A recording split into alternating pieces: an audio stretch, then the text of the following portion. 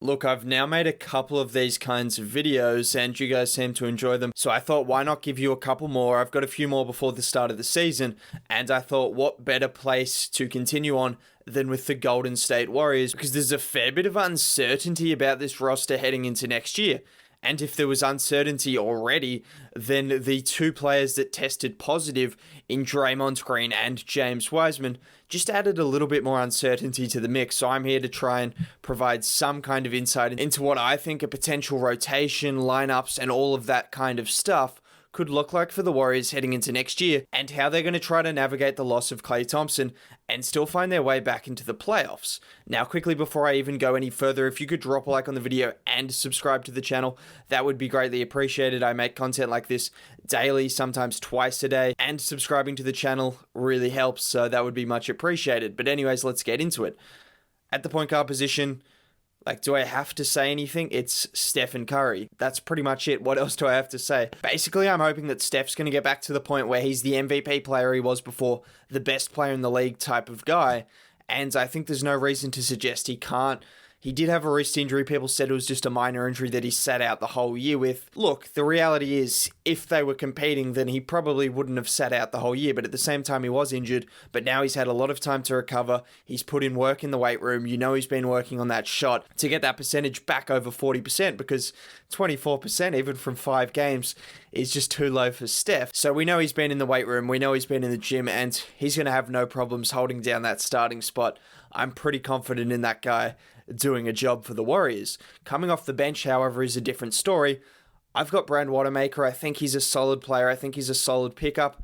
He proved himself in the playoffs for the Celtics, giving you 20 minutes a night. Someone who's a veteran with leadership presence, although he's only been in the league a couple of years. He's played overseas, he's won championships, he's won finals MVPs, he's done pretty much everything outside of the NBA, and now he's come to the NBA, and in his second year for the Celtics, he had some big games in the playoffs against some great teams. So for a Warriors team that needed some depth at the backup point guard position, he's a pretty solid guy to get. I'd also like to see some reps into Nico Mannion, who might be more of a project player. Maybe he doesn't get those reps this year. Maybe it's next year that he'll have to wait for it. But then someone like Jordan Poole as well, who has the versatility to play at the 1 or the 2. And I'll probably talk about him a little bit later, so we won't get carried away. But I'd like to see Poole get some reps at the 1 as well, because we saw his playmaking really improve towards the end of the season.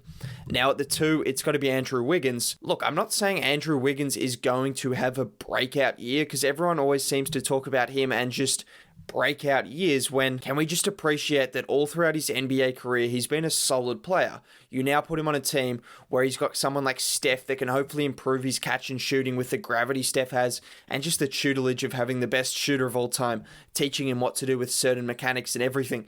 Surely it's not going to hurt his shooting. And then you have the defensive mind and the defensive IQ of Draymond, sorting out from behind, the comms, everything you say as a defensive leader. When Draymond is telling Wiggins what to do, how to defend certain players, how to defend certain plays, then that's only going to help him get better defensively. And this was a guy that was already solid. He's a good finisher at the rim. He's a good slasher. His shooting can improve, but I think it will improve. And his defense is okay, with more room for improvement as well. I don't think Wiggins is a bad player. I think he's on a big contract, but he does have the potential to fulfill his role, and that's all that matters. Forget about him trying to average 35 points a game and become the second coming of Kobe Bryant. Let's just look at what he can do, and if he can catch and shoot effectively, if he can get to the rim effectively and defend, that's all they need. And then coming off the bench, like I mentioned, I think Jordan Poole. People want to talk about how he shot 33% from the field. I don't care if he shot 15% from the field for the first 4 months of the season. All that matters to me is over the last month and a half or so, he was good. His playmaking really developed. His shooting efficiency went up. His scoring went up. Everything he did in the last month and a half of the season was much improved. And that suggests to me that he figured it out. He figured something out. I don't know if someone got in his ear and told him how to play the game of basketball again or what, but the reality is he figured things out, and heading into next year, I think he's a huge piece for them, because if they can get that kind of production that he was showing towards the end of the year, which was around 12 points a game, I think, on pretty solid efficiency, to go along with some good playmaking off the bench, then that would be huge, because they need that. And I think he could provide at least some kind of semblance of what he was providing towards the end of last year. Then moving on to the 3, you've got Kelly Oubre Jr. another kind of guy like Wiggins in terms of someone who's strong at finishing at the rim. His catch and shooting can improve and will need to improve for the Warriors to surround Steph with capable shooters. But at the same time, he's got that defensive intensity. He's just got that intensity that you know he's going to thrive in an environment where you've got winners and you've got guys that are going to try to test him. And you know he likes to be in that kind of environment. He's been on a number of different teams. He wants a team to call his home. And hopefully for him, the Golden State Warriors are just that team. I think Oubre is going to be a solid pickup. He said he wants to be a franchise guy. I mean, who's stopping him? If he wants to be a franchise guy, go out and show it. There's no better opportunity than to do it, than to one-up guys like Steph and Draymond. If there's ever a chance to show that you're a franchise guy, it's to show that you're at the same level as those guys who have done it for several years and have done it at the highest stage. So here's your chance, Kelly. You're reaching the prime of your career. You've got a contract coming up soon. Go show you're a franchise guy. Warriors fans will be more than happy with that, even if it means he only stays for a year or two.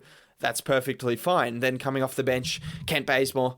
He's just a solid NBA player. At every stop he's been at, a number of different teams. He can shoot the three ball somewhat effectively. He's pretty good at getting to the rim. He does a few different things. He can play the 2 and the 3 defensively. He's just a good kind of veteran locker room guy who you're bringing in, and you know what he's going to provide, and that's good to have coming off the bench when you've got a few more unknown players in guys like Jordan Poole and Eric Paschall, who I'll talk about as well in a bit. But that's pretty much what you're getting from Bazemore, and there's absolutely nothing wrong with that. Then at the 4, Draymond Green, just as self-explanatory as the Curry pick.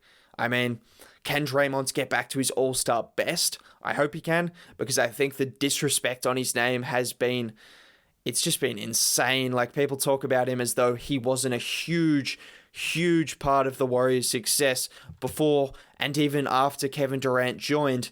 One of the best defensive players of the modern era, someone who's versatile defensively, offensively. If he can improve his shooting, hopefully he's been working on that, then probably the game will open up for him a bit more. He'll be able to get to the rim, finish at the rim, play make for others, and do all those things. And I hope he does, because I think, as I've said, the disrespect is crazy. He'll be starting the season and he'll be ending the season. So yeah, Draymond will be in the starting lineup. And then coming off the bench, some people called him mini Draymond. Well, I don't know if that's really the case. But anyways, he'll come off the bench. He averaged around 14 points a game in his rookie year.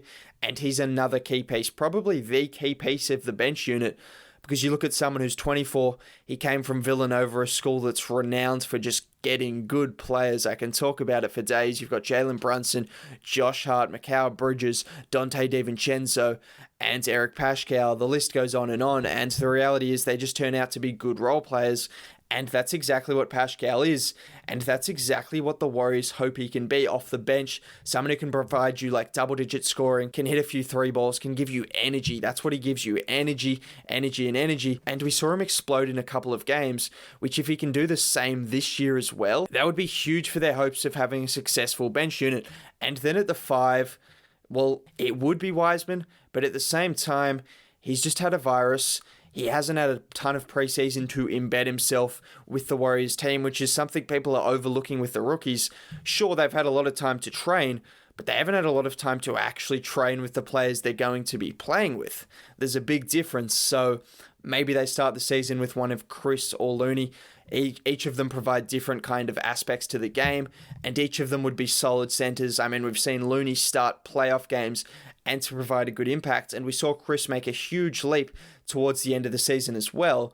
So I wouldn't be disappointed if either of them started.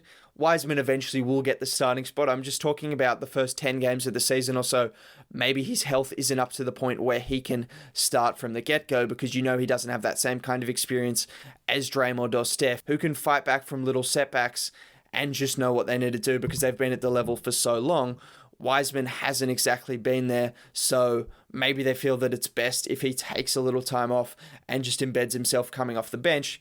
But if he does start the season, then I hope he's going to provide exactly what he can, and that's someone who can protect the rim, roll to the rim, and do all these things inside that the Warriors have lacked for quite some time.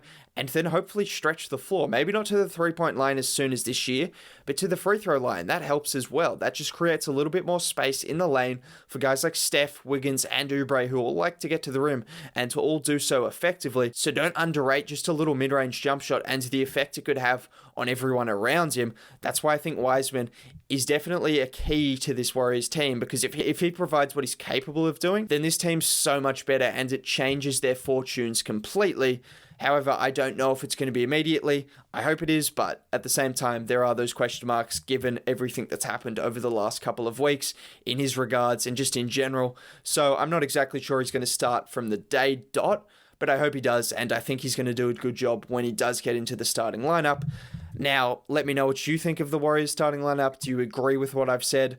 I think that's the lineup they're going to roll out, which will be Steph, Wiggins, Oubre, Draymond Green, and Wiseman, unless he's not fit. But if there are any positions where they do have the depth and they have solid players that you know can come in and make an impact, it's definitely the center spot where they've got two good rotation level pieces, which I'm excited to see play. That's pretty much all I've got to say. As I said, let me know what you think of the starting lineup. If you did make it to the end of the video, a like would be greatly appreciated. Also, subbing to the channel helps as well. Other than that, I'll catch you next time. Bye.